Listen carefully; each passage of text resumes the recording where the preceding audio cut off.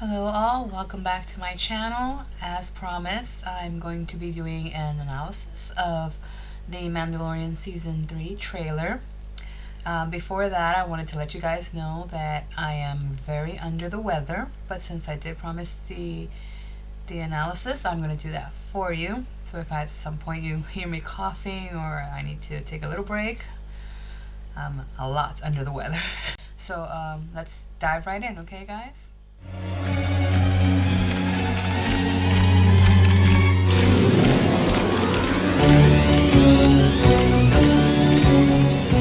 So what we know and what we picked up from the trailer is that Mandalorian Season 3 is going to drop March 1st until April 23rd. We're assuming 8 chapters.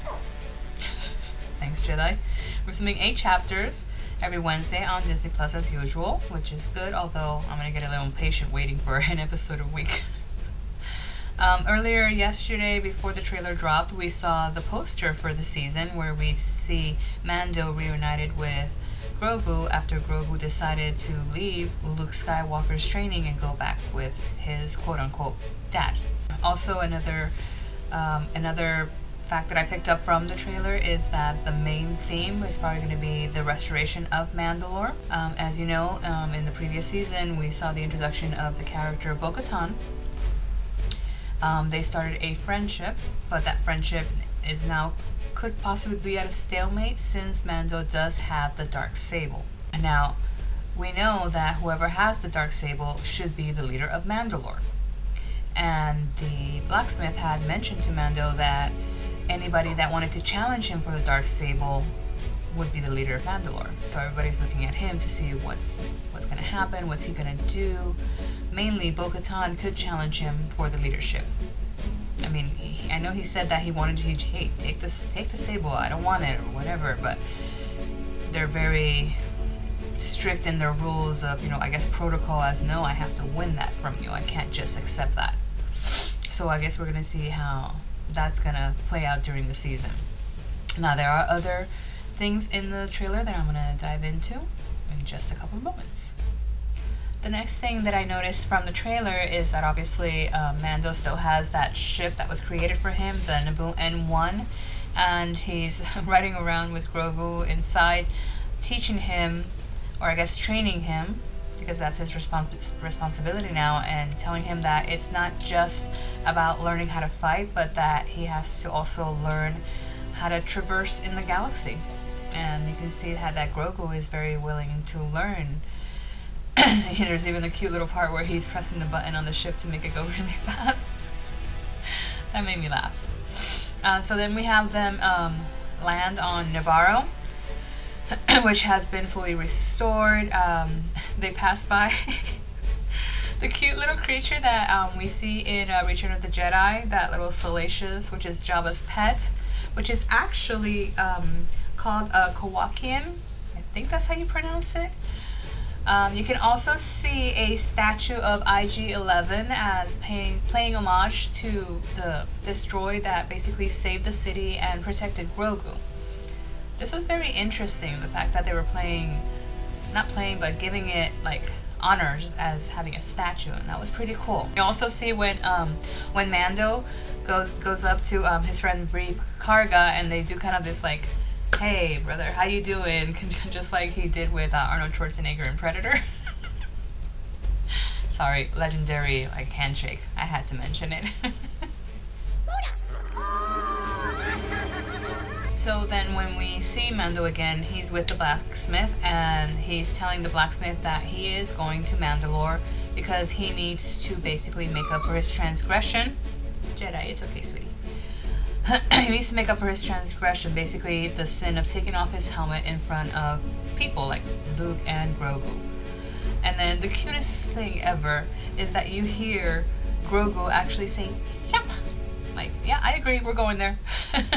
Like, I'm the co-pilot, I'm definitely going there.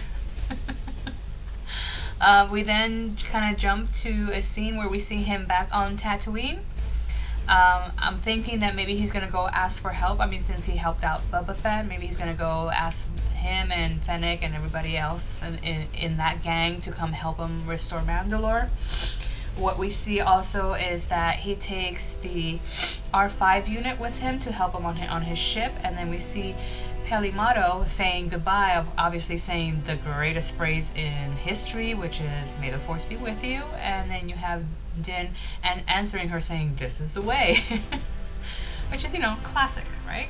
I gotta say that when I saw the scene, including Coruscant, I actually yelled out loud, saying yes. Okay, and we see in this scene Dr. Pershing, which was the clone doctor, I guess, trying to, you know, mess with Grogu, but at the same time trying to save Grogu, which we don't really know what his intentions are as of yet. We also know that, you know, Moff Gideon will be in the series at some point. We don't know how he's going to interlace within the actual theme. We also see Carson Teva saying that if they don't prepare, that something big is coming, and by the time that they are prepared, it's going to be too late. So a lot of speculation about that. I've got some theories about that, but I'm not going to reveal it just yet. As I'm going through the series, I'm going to be making some videos about, you know, what I think is going to happen, so you're just going to have to stay tuned with me, guys. So, I mean, like I said, seeing Coruscant is just, you know, and I know there's probably some other people saying that it looks like Chandrilla. No, that's Coruscant. I'm sorry, people. It's Coruscant. I'm just trying to see how that's going to develop within the actual story. Is Mando actually going to go to Coruscant, or are they just going to be people in charge there trying to figure out what they're going to do? Or it's so many ways that this can go, and I'm very excited to see which path they choose. So next we jump to a cave. I'm assuming that this cave is where he needs to go to, I guess, make up for his transgressions. Where the blacksmith told him that there was some kind of like, I don't want to say fountain, but some kind of like water source where he needs to be repurified as a Mandalorian. We see that someone finds, I'm going to assume it's Mando, he finds an old charred helmet, which again, assuming that it was from someone who possibly perished in the Night of a Thousand Tears. From there, we jump to, wow, another part where I jumped and I said yes. I was like so excited to see another flashback of Order 66. The fact that in this scene we see 4 Jedis in, you know, their battle stance. Someone's coming through that door. We don't know who. It could be clone troopers.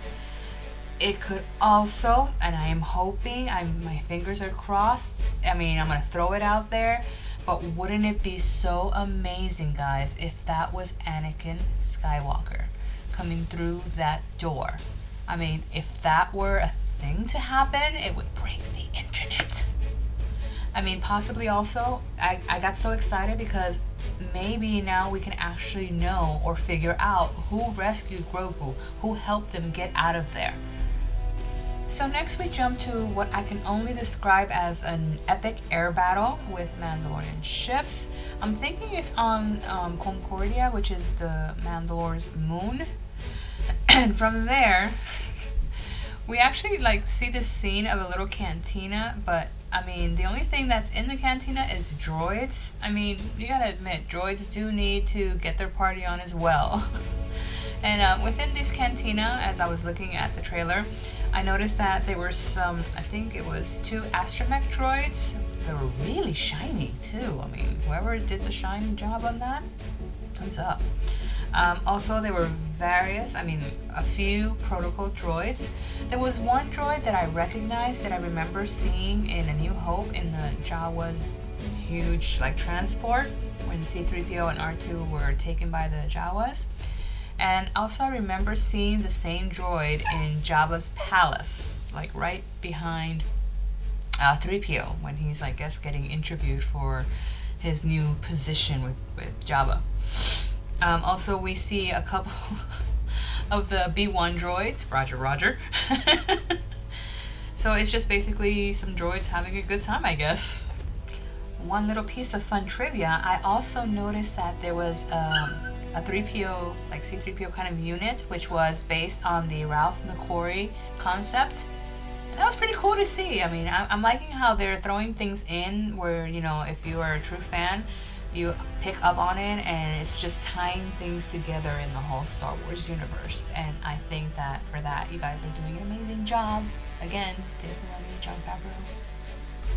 So suddenly I see like the Mandalore ships opening and Mandalorians going down to Navarro, and there's some kind of attack going on. But what I can't tell from the trailer is if they're helping or are they the ones attacking. And as I was watching it, I noticed that the IG-11 statue that I mentioned earlier was gone. I mean, you know, you see charred areas, but you don't see the actual statue. And I'm thinking this is going to lead to some little surprises later on. I am not going to tell you my theory yet. I'm going to keep that one a secret. Now, another part that like made me laugh so hard is that we saw two, I'm going to say Babu freaks, but the actual species is called Xyelle. Of course, you see my little Babu freak behind me right there. I can't point at it. Right there. There he is, my Babu freak right there. And it's so cool because they're both laughing, because it's mostly what they do, they laugh. So it was really cute to see that little moment of levity there. And of course, last but certainly not least, you see Grogu in his little floating, I'm gonna say, transport vehicle. He's in a cave and suddenly he is met with some kind of creature and you're thinking, oh boy. But then you see the creature flung out of the cave and Grogu just doing his force thing, and I was like, whoa. That was just icing on the cake. Grogu is growing stronger in the Force, and I cannot wait to basically see him really become who he's supposed to become, like Force-wise, with his training, and just become stronger. And actually, I want to also hear him talk more. I'm dying for that. I mean, okay guys, this trailer was full with so much detail, so many things, so many ways that this season could go. I mean, just by my interpretation of this trailer, I got so many questions in my head. Like, maybe, for example, we all know that Palpatine's alive. We know this. So maybe he's in the background moving things around as, you know, he's preparing for maybe the beginning of the First Order to come to light. I mean, again, there's so many things in this trailer, so many things that are being tied together. Maybe it's just like a roadmap of things that are coming. So my interpretation of this trailer, again, this is just my opinion. If you guys have different theories, let me know in the comments and we can talk about it. I'll do another video with what you guys say in the comments.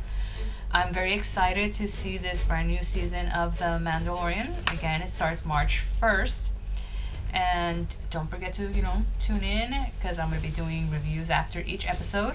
Fingers crossed. Again, I'm very sorry that I'm so under the weather today, that I was not at my best. But again, I made a promise to you guys about making this video the next day after the trailer one. And promise is kept, right? Alright guys, if you are new to the channel, don't forget to hit that subscribe button, little bell for notifications, and, you know, thumbs up would be really lovely from you guys. Alright, so remember, as always, from my heart to yours, put some love out in the universe, and I will see you in the next one, feeling much better. Thanks guys, bye.